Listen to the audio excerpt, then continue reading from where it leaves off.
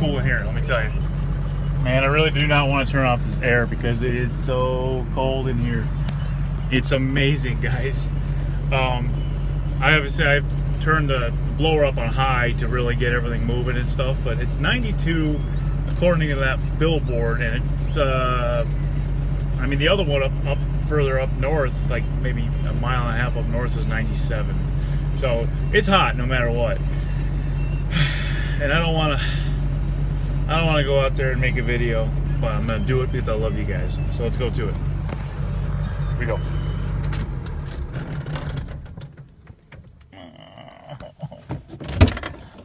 Oh, it's hot. No, fuck that. No.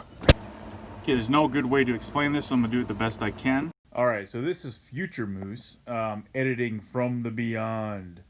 What I really want to talk about is this picture. This pretty much gives out the entire parts layout that you need to do the system. This is what I used, and this is what you should use if you're swapping a 92 to 97 OBS Ford.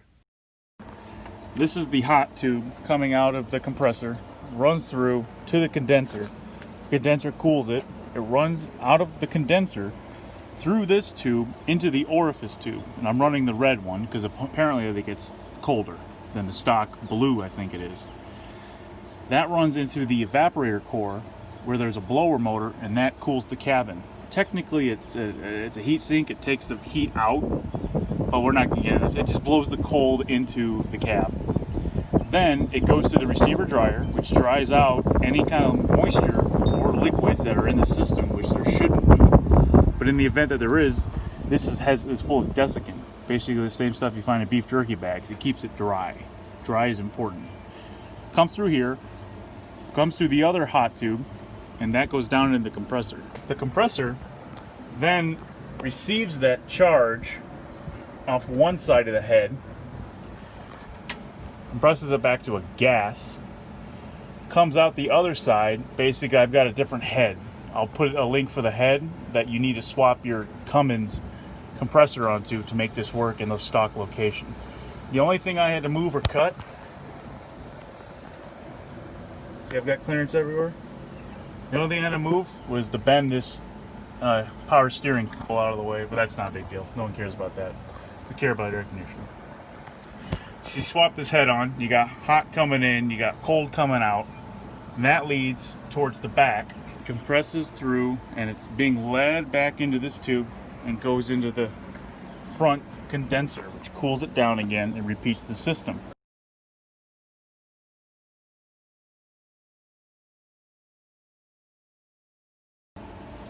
And then I put 34 ounces of R134, and it seems to keep up rather well. I would say my cab gets maybe 40 degrees, and it's 90 degrees outside, so I'm more than happy with that. Not to mention, I haven't really done anything with it, but I'm thinking about putting insulation on this pipe here, because this pipe needs to stay cold, because the more cold this stays, the more cold gets imparted into the evaporator core. Plus I've done the max AC mod. I've got a video showing that. I'll put that in a link. All right, so that's basically all of the piping side. Let's show the electrical side. On the OBS Fords, this is a 92. I deleted everything I didn't need for the engine bay, which was, I think, 4 wires. These were to run the injection pump solenoid. This black and yellow wire is the one used to control the clutch for the compressor, which you need.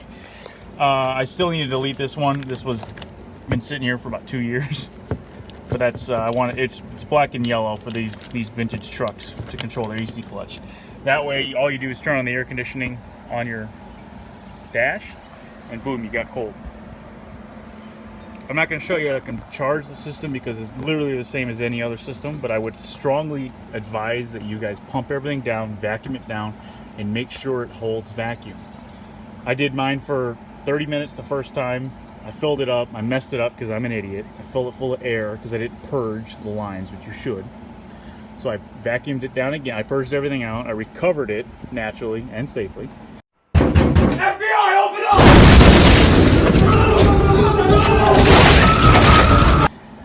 I vacuumed it down again, let it sit for 3 hours just to be sure, and then I refilled it with 34 ounces of R134A refrigerant. And that seems to work perfect for my system. Now, it's kind of a spitball, because you got to worry about how much length of tube you have for refrigerant versus what the atmospheric temperature is. So it's a big variance, but your biggest number one thing is look for your gauges. The gauges are what really tell you how much refrigerant you have and how much you need.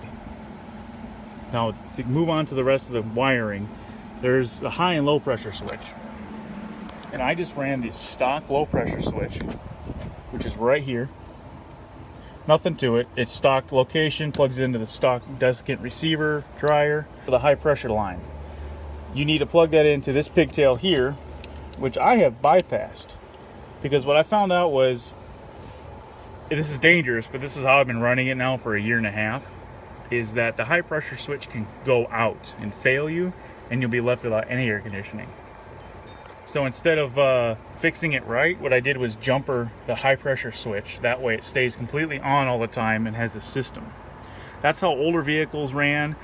I believe this vintage vehicle did have a high pressure switch shut off. I'm not running it because I'm lazy, but I actually have one in the mail I'm gonna go swap out, but it's supposed to be 95 tomorrow, and I want my air conditioning.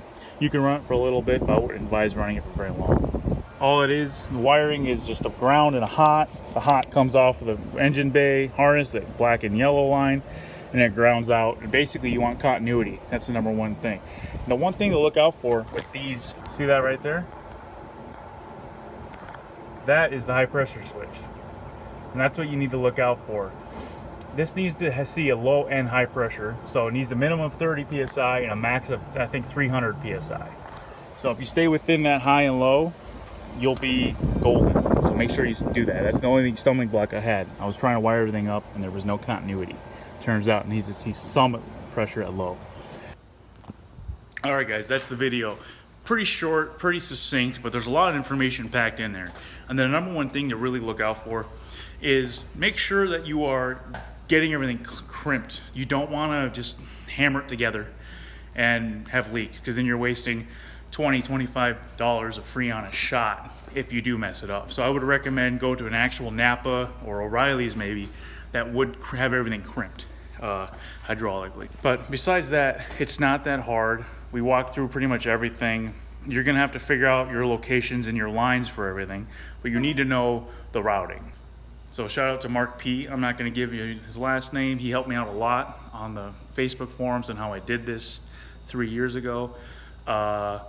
Just get out there and try it, guys, because it's awesome and it's worth it. I'm a baby, but whatever, man. I got air conditioning.